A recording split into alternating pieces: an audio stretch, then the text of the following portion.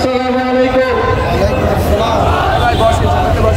জুলাই বিপ্লবের 1 বছর পূর্তি উপলক্ষে আজকের এই ঐতিহাসিক আয়োজনের সম্মানিত সভাপতি শহীদ কাফেলা বাংলাদেশ জামায়াত ইসলামের খুলনা মহানগর শাখার সংগ্রামী আমির, অন্যান্য দায়িত্বশীল বৃন্দ, ছাত্র জনতা,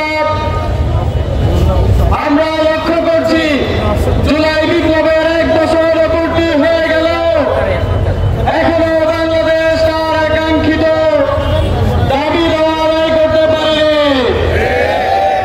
আমরা লক্ষ্য করছি নেতা বিগ্রহ মানে লক্ষ্য করতে পারছি যে সকল কাল্পিক অফিসাররা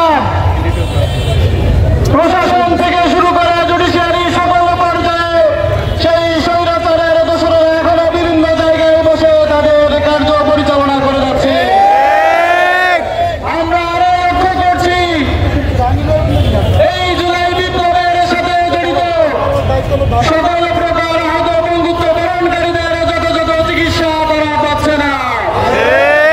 জুলাই বিপ্লবের সময় যাদেরকে বুকের উপরে স্টেডিয়াম রেখে গুলি করা হয়েছে, যাদেরকে নির্মমভাবে শহীদ করা হয়েছে, সেই সকল আবু সাঈদের খুনি সহ, মুগ্ধের খুনি সহ আলোচিত সমালোচিত 2000 মানুষ ছাত্র জনতা জীবন দিল।